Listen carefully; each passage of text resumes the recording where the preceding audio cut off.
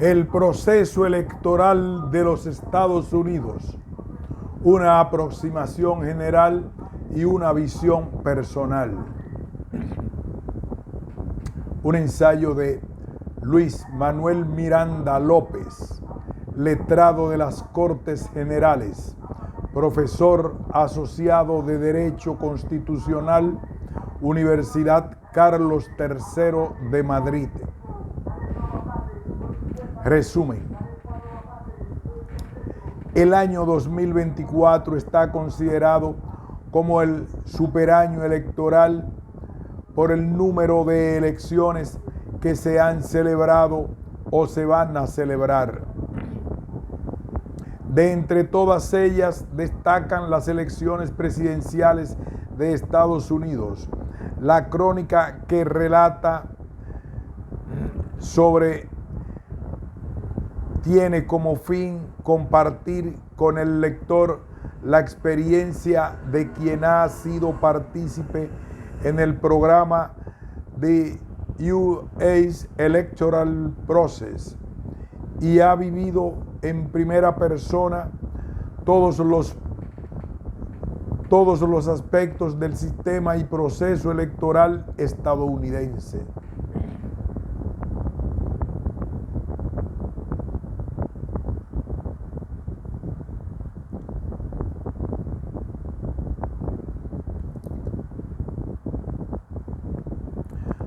Proceso electoral de los Estados Unidos. Introducción.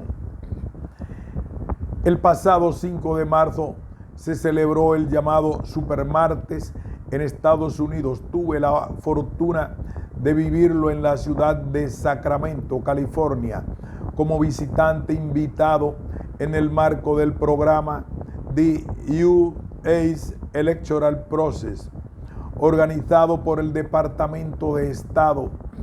Por tanto, lo que a continuación voy a relatar está basado únicamente en la experiencia vivida durante las 3 semanas de duración de este programa y no pretende en ningún caso ser un escrito de índole estrictamente académica, sino más bien una especie de crónica de una experiencia por lo demás extraordinariamente enriquecedora.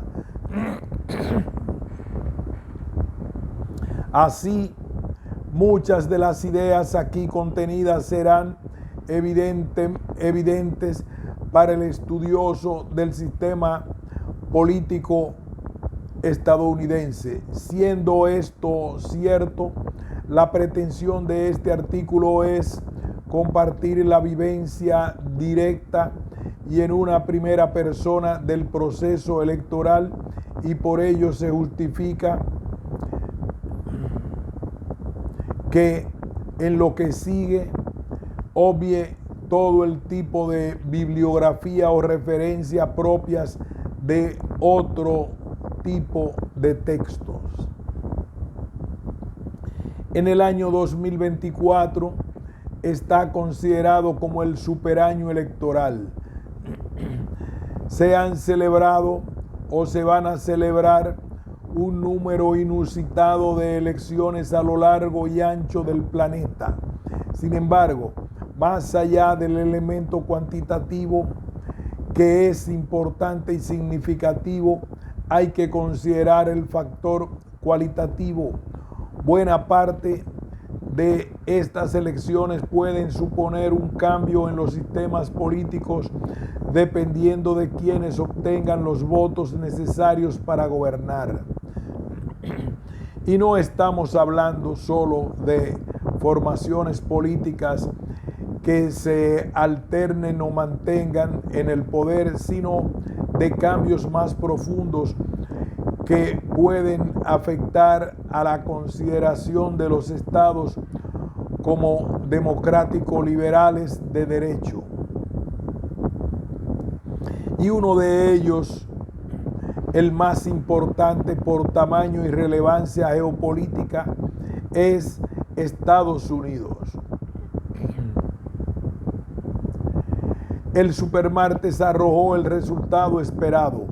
en las próximas elecciones presidenciales que se celebrarán el 5 de noviembre, el presidente Joe Biden, Partido Demócrata, se enfrentará al expresidente Donald Trump, Partido Republicano. Ambos se medirán de nuevo 4 años después. El actual presidente Biden carecía de contendientes claros dentro de su partido. Trump tuvo hasta el último momento a Nikki Haley como única rival, pero abandonó la carrera por la nominación el día siguiente del supermartes, dejando a Trump como único candidato para ser nominado. Este desenlace arroja 2 impresiones aparentemente contradictorias. Casi nunca antes había habido tan poca competitividad dentro de los partidos por nominar un candidato a la presidencia, y casi nunca antes los candidatos nominados contaban sino con el rechazo, sí con el escaso entusiasmo, tanto dentro de sus filas como entre la opinión pública. A cada candidato le pesan consideraciones de diversa índole, pero lo cierto es que las próximas elecciones resultan trascendentes, además de la política estadounidense, para el devenir de la política mundial, y sin embargo los resultados parecen estar llamados a ser insatisfactorios. Hecha esta pequeña introducción, en los siguientes apartados voy a glosar la dimensión jurídico-administrativa y política del proceso electoral, con una breve referencia acerca de los cambios producidos en los últimos años y concluyendo con una reflexión sobre las consecuencias que tendrán las elecciones presidenciales de 2024.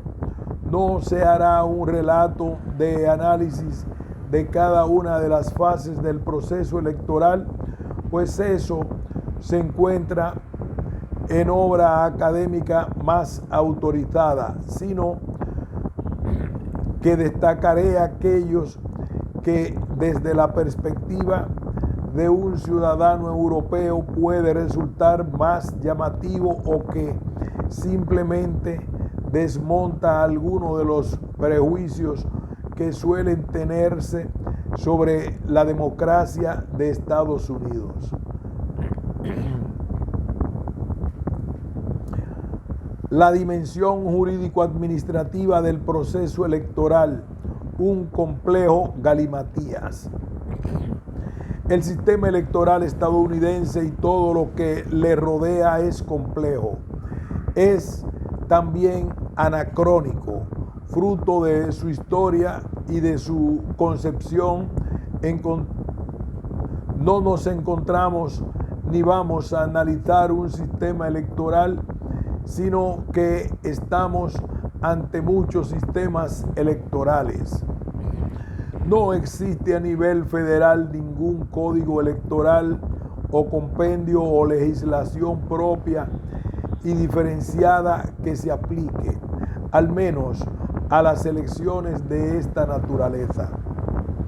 Al contrario, la resistencia histórica de los estados ha imposibilitado crear un sistema homogéneo y común, pues son los gobernadores y sus departamentos de justicia a quienes pertenece la potestad de establecer las reglas electorales.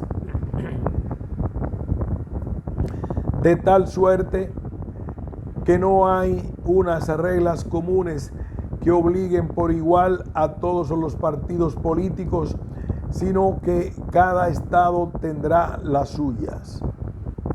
¿Y quién está al frente de cada estado? Un candidato electo que pertenece a un partido político y como tal buscará establecer reglas que mejor se adapten a sus necesidades políticas. Por todo ello, los estados tienen una enorme influencia en los procesos electorales y una gran capacidad de modificación e incluso de manipulación directa en los elementos del sistema electoral. Bajo el principio Winner Take All subyace la filosofía que los founders plasmaron en la Constitución como la mejor manera de elegir a sus representantes y en especial al presidente. No son pocas las voces que desde hace décadas abogan por cambiar el sistema bajo el argumento de la disfuncionalidad entre el modelo y la realidad. Desde la existencia del colegio electoral hasta la búsqueda de circunscripciones plurinominales o la limitación de una técnica de gerrymandering, aun siendo una práctica constitucional admitida, todo ello hace que desde la crítica se intente impulsar un cambio hacia un sistema proporcional o una mayor y mejor correlación entre los votos y los representantes. A ello debemos añadirle que estamos ante un estado muy descentralizado en el que los niveles federal, estatal y local están muy diferenciados entre sí.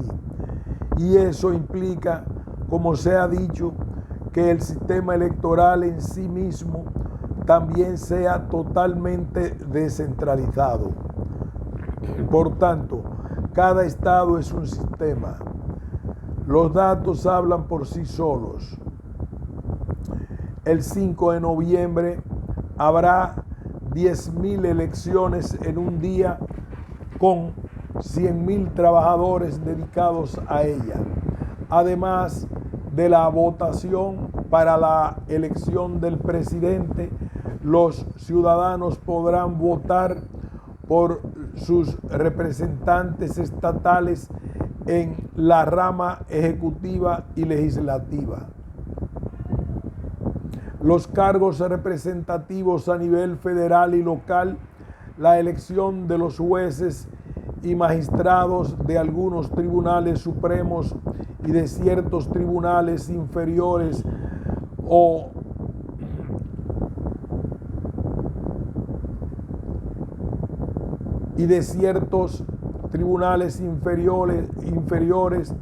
o tendrán la oportunidad de aprobar o rechazar leyes propuestas por la legislatura y por los propios votantes, es decir, referéndums e iniciativas populares.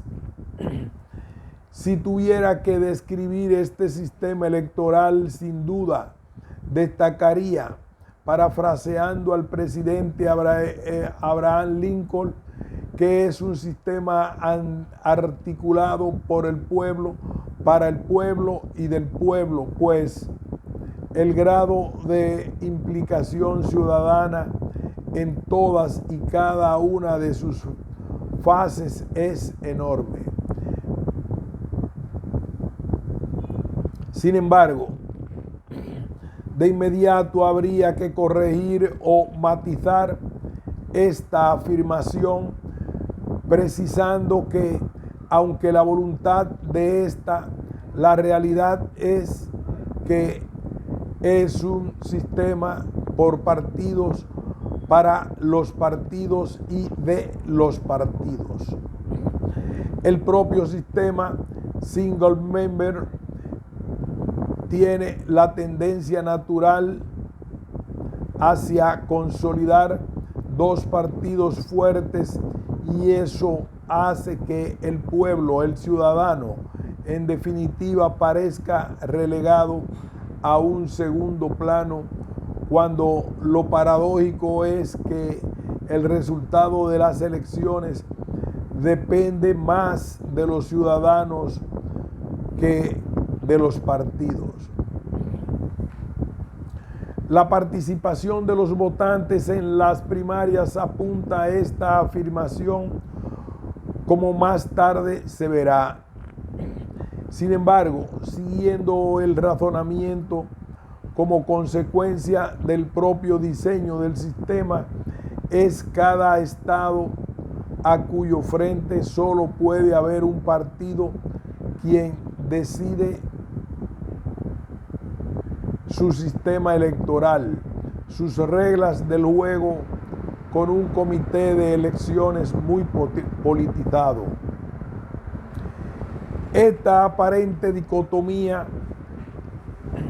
si se prefiere, distancia entre partidos y ciudadanos, conlleva a que aparezcan sospechas de corrupción o fraude electoral cuando los resultados son muy ajustados.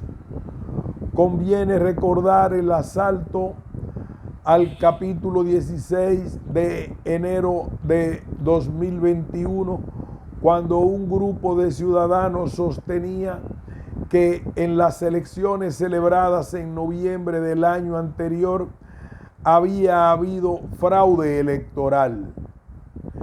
Es generalizada la impresión de que el resultado en las elecciones de 2020 se pudo ver afectado por la aplicación de las leyes que permitían la recogida voto a voto o por las casas.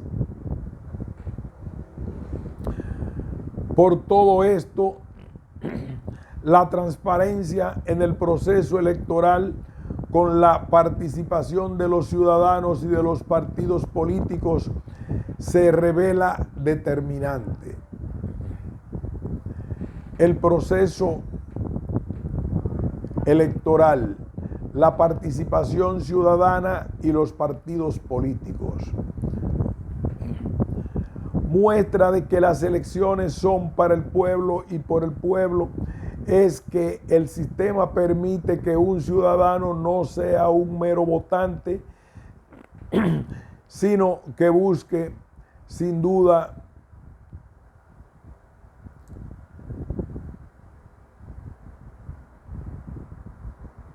muestra de que las elecciones son para el pueblo y por el pueblo es que el sistema permite que un ciudadano no sea un mero votante, sino que busque una mayor implicación en el proceso electoral. Lo más destacado, sin duda, es ser trabajador electoral a partir de los 16 años, bien en la fase de votación, bien en la del recuento. También con su presencia en las votaciones. En los siguientes apartados me centraré en esta dimensión. Hay otras formas de lograr la implicación de los ciudadanos en pro de la transparencia y confianza en el sistema.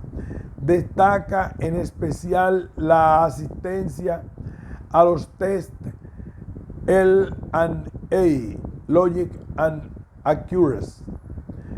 Estos test consisten en la realización de pruebas en todas las máquinas de votación que van a intervenir en el proceso electoral, verificando su funcionamiento informático. Para ello, se cuenta con la presencia tanto de ciudadanos como de representantes de los partidos políticos y sirven para ayudar a comprender mejor el complejo proceso electoral, promoviendo la integridad del mismo. Estos test permiten que los funcionarios electorales tengan la ocasión de identificar errores en cada una de las fases del proceso. Desde que el objeto de elección, votación, formato, diseño y contenido de las papeletas, medios de votación presencial y no presencial, la tabulación de las papeletas o cualquier elemento informático que sea relevante, en definitiva, una demostración del funcionamiento del proceso electoral que permite vivirlo indirectamente. En definitiva, una demostración del funcionamiento del proceso electoral que permite vivirlo directamente. ¿Qué papel juegan los partidos políticos? A los partidos políticos les está reservada la participación en las más altas instancias del sistema electoral, en las que desde una perspectiva global marcan las grandes líneas, comenzando con la propia Comisión de Elecciones Federales, que aunque se defina como independiente y de hecho actúe así al requerir mayorías de 4-2 en la toma de decisiones, está compuesta por 3 republicanos y 3 demócratas nominados por el presidente y elegidos por el Senado, requiriendo el beneplácito de los líderes de los partidos del Senado. Tiene un mandato de 6 años prorrogables y se renueva cada 2 años. Su función es aplicar la legislación federal relativa a la financiación de las campañas electorales en las elecciones al Congreso y la presidencia. Ello sin perjuicio de las funciones que ostenta como órgano consultivo y de elaboración de informes sobre cuestiones de indudable trascendencia electoral, como recientemente sobre los debates que genera el uso de la inteligencia artificial. Todas las consultas son publicadas para generar conocimiento. En esta comisión vemos cómo la interpretación de la ley tiene un carácter partidista. Por ejemplo, sobre las formas y medios de financiación electoral, los miembros republicanos hacen una interpretación narrow way, es decir, más bien favorable o laxa en relación con los medios y límites de fuentes de financiación, mientras que los demócratas se inclinan por una interpretación big enforcement, the law strong way. Esto es, más ajustada al espíritu de la ley y no tanto al literal de la misma. Es de vital importancia la interpretación de las reglas de financiación electoral, porque los gastos en las campañas casi se duplican de una elección a otra. En relación con la financiación, sin detenerme en ella, debo decir que el Tribunal Supremo ha señalado, en base a la primera enmienda de la Constitución, que donar dinero por parte de los ciudadanos es una manera de expresarse en política y que la única razón por la que se regula la financiación electoral es para evitar la corrupción, dando cabida a los denominados como super PACs. De hecho, un ciudadano dona dinero o participa como voluntario, tiene la sensación de estar participando en las elecciones. Por consiguiente, debe haber una transparencia total en el origen y en el gasto del dinero de la campaña, con fuertes sanciones en caso de incumplimiento. Ahora bien, no puede olvidarse que la campaña electoral, la preparación de las elecciones es esencialmente la búsqueda y obtención de la financiación individual de cada candidato. Esto les va a permitir superar la carrera de obstáculos desde la participación en debates y convenciones hasta su proclamación como candidato, sin que los partidos políticos nada tengan que decir sobre este particular. En otras palabras, si alguna persona decide postularse para un cargo público, debe buscarse sus medios de financiación. Además, son ciclos electorales cada 2 años. La preparación de la campaña es cuasi permanente. Por otro lado, la maquinaria partidista funciona también a través de los niveles estatales, donde se puede diseñar o definir alguno de los elementos del sistema electoral, como usualmente ocurre con la distribución de los distritos electorales, dando luego lugar a la práctica conocida como gerrymandering.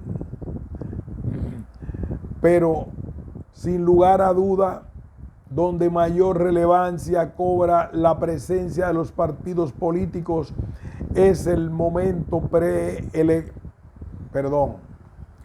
pero sin duda,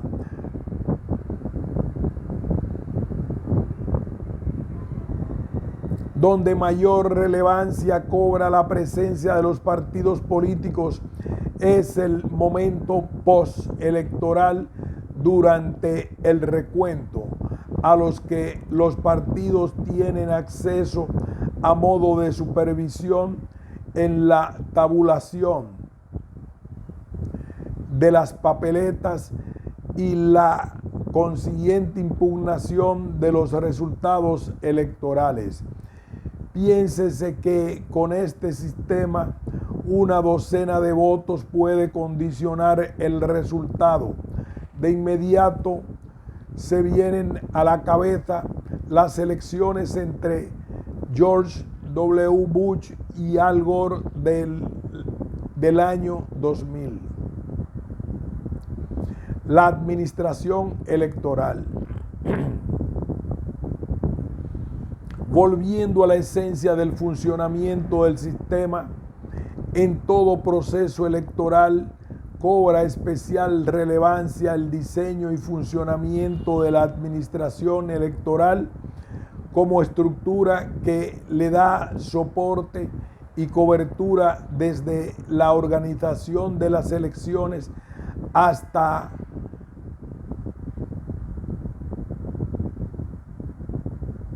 la traducción de los votos en escaños. La complejidad de la organización de la administración electoral se corresponde bien con la propia distribución del poder.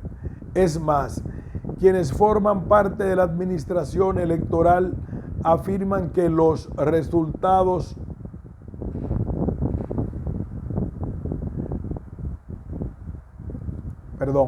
Es más, quienes forman parte de la administración electoral afirman que los esfuerzos en estas próximas elecciones se dirigen a que los ciudadanos confíen de manera plena en su funcionamiento, de tal suerte que la participación de los ciudadanos es determinante para garantizar unas elecciones limpias y además permite luchar contra la misinformación.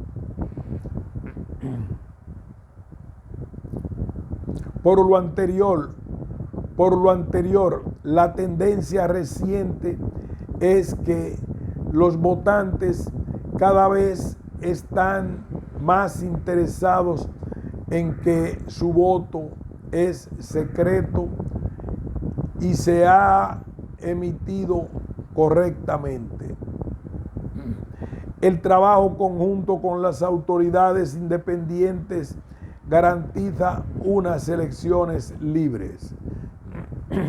Sin temor a equivocarnos, podemos decir que sin perjuicio de la presencia de los ciudadanos en el proceso, el diseño de la administración electoral es un genuino sistema de check and balance entre distintos poderes. Tomando como ejemplo la organización en Arizona, esta estructura se divide de la siguiente manera. Partiendo de que el poder legislativo aprueba las leyes que rigen las elecciones, la inscripción de los votantes y la votación anticipada son administradas por el registro del condado.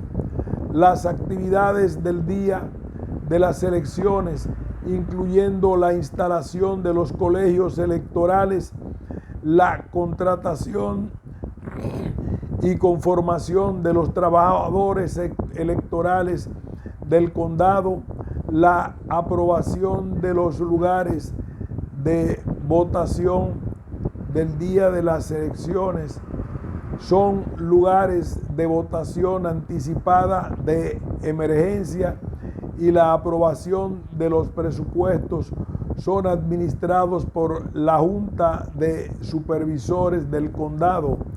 La certificación de los resultados estatales, el desarrollo del manual del registro de votantes y la administración del dinero de la ABA son administrados por Oficina del Secretario de Estado. Y finalmente, la educación de los votantes y la divulgación de la información son administradas por una comisión independiente.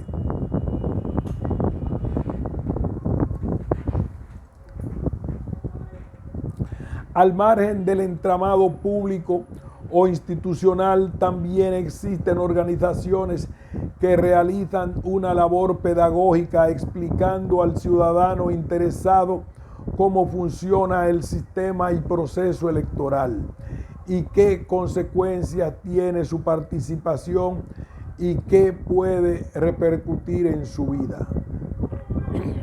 La educación del votante se ha revelado como el principal objetivo de las instituciones públicas y privadas.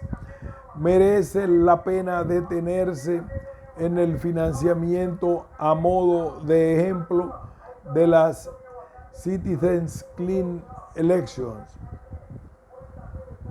Comisión de Arizona.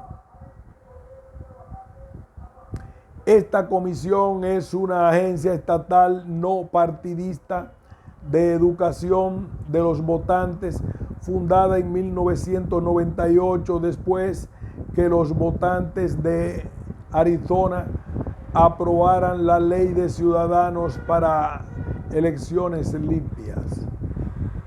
Arizona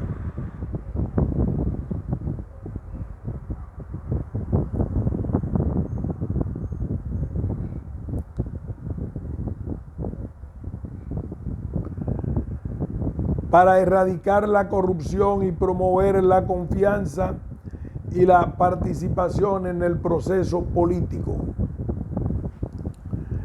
La comisión está formada por 5 miembros, sin que no más de 2 sean del mismo partido político y del mismo condado. el gobernador y el funcionario de más alto rango que ocupa un puesto a nivel estatal, que no es miembro del mismo partido político que el gobernador, se alternan en el nombramiento de los comisionados. A su vez, la comisión se financia a través del Fondo de Ciudadanos para Elecciones Limpias, siguiendo y recibiendo ingresos de un recargo del 10% sobre las multas y sanciones civiles y penales, así como de contribuciones de los votantes inscritos de Arizona a los candidatos participantes. Y a través de las sanciones civiles con recargo, en ningún caso obtiene financiación a través del dinero de los contribuyentes de impuestos del Fondo General del Estado. La comisión tiene 3 objetivos, mandatos. 1.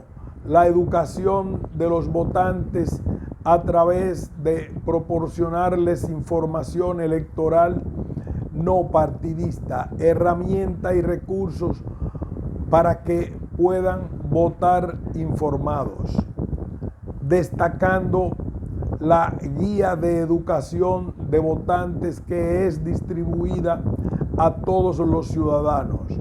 2. La financiación de campañas limpias, proporcionando financiación a los candidatos que se postulan para puestos estatales en Arizona y que están de acuerdo con no aceptar dinero proveniente de sujetos con intereses específicos. Y finalmente, 3. Velar por el cumplimiento a través de auditorías de informes de finanzas de campaña de los candidatos e investigación de quejas para asegurar que los recursos se usen adecuadamente. La definitiva, todas estas entidades trabajan juntas para administrar las elecciones de Arizona y entre ellas mantienen el saludable equilibrio entre poderes. El colegio y el censo electoral, 2 atípicos elementos del sistema electoral. El colegio electoral es el elemento sobre el que pivota la elección del presidente de Estados Unidos. Está compuesto por la suma de los representantes y de los senadores que tiene cada estado en la Cámara de Representantes y el Senado, es decir, un total de 538 electores en todos los estados a excepción de Maine y Nebraska. Se aplica el principio winner takes all para la elección de los representantes del colegio electoral. En estos 2 estados, el número de electores que conforman el colegio electoral se determina a través de fórmulas proporcionales sobre las que no se va a entrar. Es el colegio electoral quien elegirá el presidente tras las elecciones. Cabe advertir en este momento que la existencia del colegio electoral es fruto de la historia de Estados Unidos en un reflejo más de su sistema federal. Hasta cierto punto podemos hablar de democracias liberales occidentales, pues es el único estado donde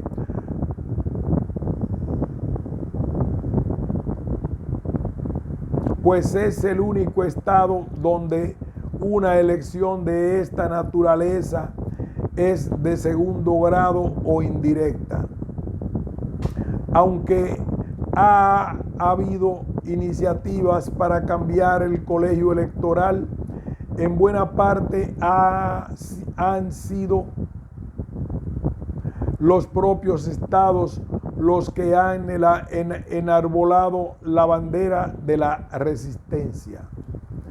Sin pretender traer aquí los datos históricos, pues no es objeto de este trabajo, sí cabe advertir que en época reciente, en las elecciones presidenciales de los años 2000 y 2016, el candidato ganador en el colegio electoral que lo proclamó presidente no fue el candidato que más votos populares obtuvo.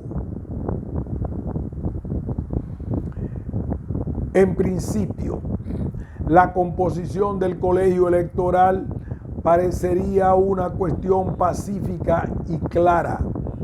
Ahora bien, como decía, su composición depende de la suma de representantes y de senadores. Los senadores son siempre un número fijo, 2 por estado. Sin embargo, los representantes van cambiando conforme evoluciona la población del estado correspondiente y se reparten en función de los distritos electorales.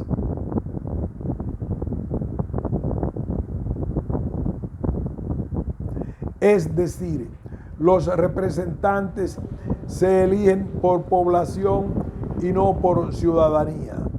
La evolución histórica de la población en cada estado ha permitido dotarles de mayor o menor influencia y peso político en las elecciones.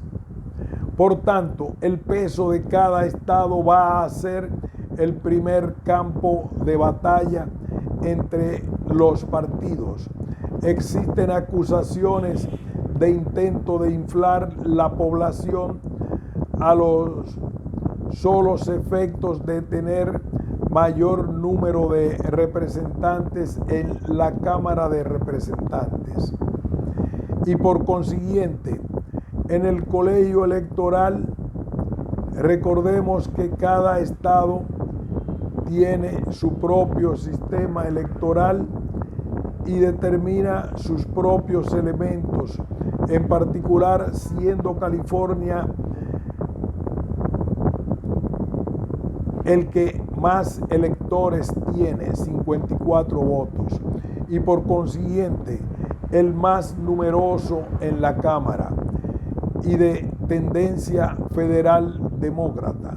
El Partido Republicano ha sembrado la sospecha de que el Partido Demócrata se aprovecha de esta circunstancia, incluyendo como población a la inmigrante, a los solos efectos de conseguir un mayor número de representantes. Sin embargo, esta afirmación parece que no se sostiene a la vista de los datos de la serie histórica en la que California parece haberse estancado e incluso haber reducido en uno sus electores, por lo que esta disputa tiene más de mascarada que la realidad y está dirigida en parte a desacreditar eventuales resultados. El censo de electores tiene muchas más trascendencia real porque afecta por efecto cascada a la participación de los medios y formas para emitir el voto y en consecuencia a los resultados. La calificación del censo como elemento atípico no significa que como el colegio electoral sea una característica genuina del sistema electoral estadounidense. Sin embargo, su configuración sí lo es, a diferencia de lo que ocurre con la mayor parte de los países. Para ser considerado como elector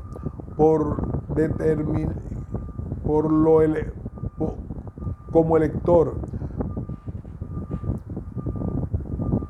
A diferencia de lo que ocurre en la mayor parte de los países, el cumplimiento de los requisitos constitucionales y o legales para ser considerado como elector no determina per se esa condición en Estados Unidos, sino que se requiere de un paso ulterior voluntario, la inscripción en el censo electoral.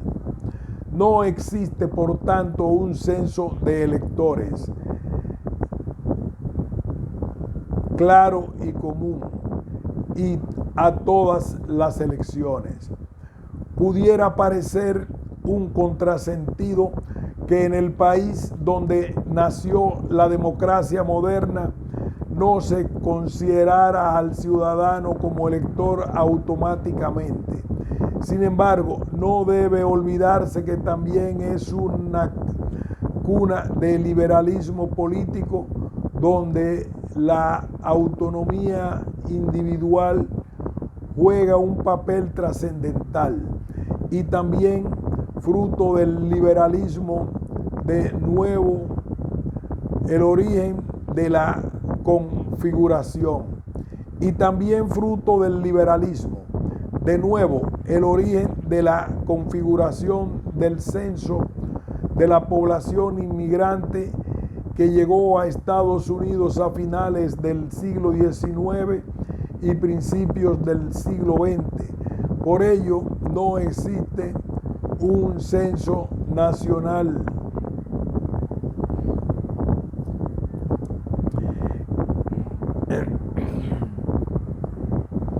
El equilibrio entre ambos principios conlleva, como digo, que si un ciudadano desea participar en un proceso electoral, debe ser proactivo con su inscripción en el registro de electores. La inscripción en el censo, lo que es lo mismo, el registro en el censo, es un proceso proceloso en cuanto a sus trámites, pero que cuenta con incalculables facilidades para poder llevarlo a cabo, sin perjuicio de la posibilidad de acudir a un centro administrativo para poder inscribirse. Existe toda una red de voluntarios y organizaciones sin ánimo de lucro cuyo fin es facilitar el registro de electores.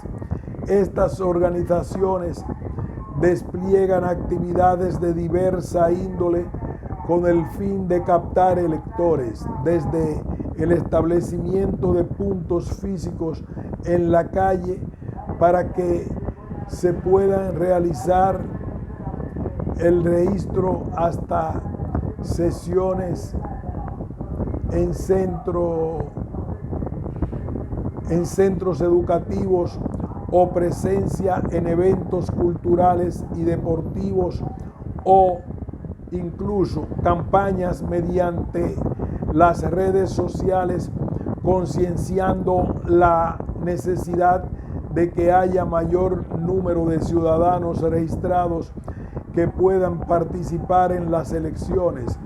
Todo ello sin perjuicio, claro está, de que el ciudadano puede acudir directamente a sus oficinas, generalmente situadas en centros neurálgicos de los barrios, de los pueblos o ciudades. Estas organizaciones facilitan el primer paso del registro de electores. Los siguientes pasos se registran directamente por los órganos administrativos competentes. Para evitar todo tipo de fraude, los órganos administrativos proporcionan hojas registradas y numeradas donde rellenan los datos del ciudadano que va a registrarse y así llevar un control también de qué organización ha proporcionado qué datos. Como es lógico, el foco para incrementar el censo está puesto en los jóvenes. De ahí las campañas a través de mensajes de textos individualizados que busca su inscripción. Es tal la importancia que tiene el censo electoral que debe llamarse la atención sobre el hecho de que un ciudadano que puede preregistrarse al cumplir los 16 o 17 años, si bien no podrá emitir su voto hasta que cumpla los 18 años. Aunque pueda parecer de escaso interés describir el contenido del formulario de registro en el censo, por su carácter meramente administrativo, lo cierto es que revela mucho más de lo que aparenta y desde luego se aleja de la concepción europea de la libertad ideológica. Así, el formulario de registro contiene los datos habituales de identificación de la persona como nombre, apellidos y lugar de identificación, lugar de nacimiento, dirección y número de identificación fiscal, género y número de teléfono, pero incluye otras casillas para rellenar que no dejan de ser llamativas. La primera, la afiliación partidista, si es demócrata, republicano, de un partido minoritario o sin afiliación partidista. Esta casilla se supondría una clara vulneración del respeto para la libertad ideológica que tiene su razón de ser en la posibilidad de votar en las elecciones primarias del partido por el que tenga simpatía. No necesariamente sucede con todos los estados, pues en algunos se permite que terceras personas no relacionadas con el partido voten en sus primarias. La segunda casilla llamativa es la relativa a la raza, etnia, distinguiendo en términos generales entre indio americano, nativo de Alaska, isleño de Asia Pacífico, negro, pero no de origen hispano, hispano blanco, pero no de origen hispano, multirracial a otro. Por último, si procede, se debe rellenar si se pertenece a algún servicio uniformado en activo o miembro de la Marina Mercante, si se es cónyuge o persona a cargo de un miembro de los servicios uniformados o de la Marina Mercante en servicio activo, o si es ciudadano estadounidense residente fuera de Estados Unidos. Completa el formulario la eventual resistencia para emitir el voto en algunos estados. Si se desea recibir las papeletas por correo, si está interesado en ser voluntario electoral, una declaración solemne de proteger y defender la Constitución ni las leyes, la manifestación de tener derecho de voto y la de no haber estado lamentablemente incapacitado, o si se estuvo, la restauración del derecho de voto. Tal es la importancia del censo electoral que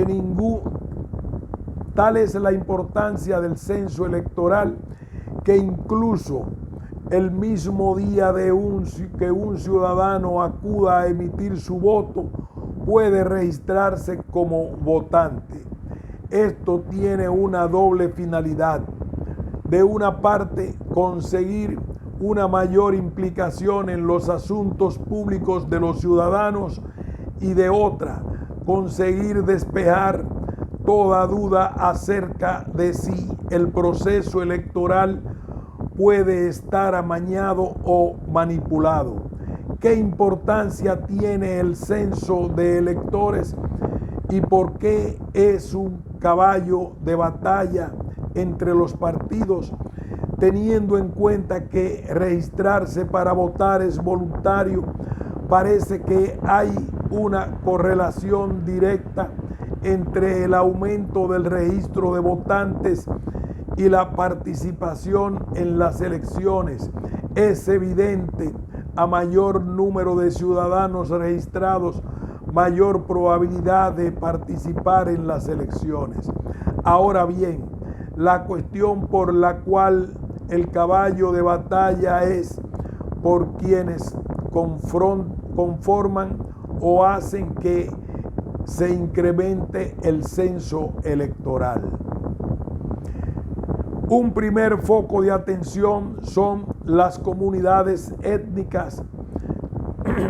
Tradicionalmente, la población afroamericana no ha participado en los procesos electorales. De hecho, vivía un tanto al margen de los mismos. En las últimas décadas, esta comunidad, el mismo proceso de defección o falta de interés se produce en la actualidad en la comunidad latina, el principal objeto de aquellos que buscan nuevos electores.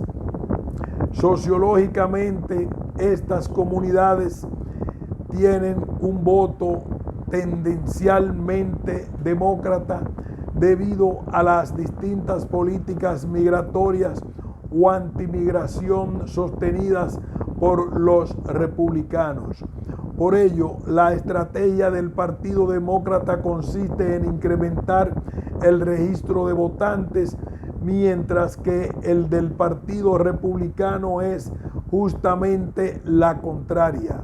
Y de nuevo, parece que la sospecha de incremento artificial del censo electoral ante un resultado poco satisfactorio para los republicanos. Por otro lado, el segundo foco de atención de los partidos son los jóvenes. Aunque no solo es predicable en Estados Unidos, el escaso interés de los jóvenes en el proceso electoral es un problema estructural, y por ello, especialmente desde el Partido Demócrata, se están intentando atraer el registro de jóvenes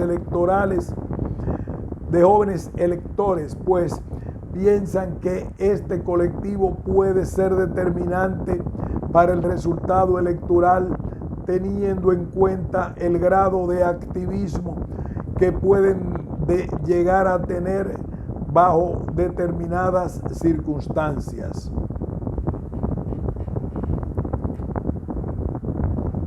Aquí hacemos una pausa y continuaremos con el párrafo donde debe insistirse en que el hecho de que no haya un censo único federal, ni siquiera estatal, para los procesos electorales es el reflejo también de la propia historia.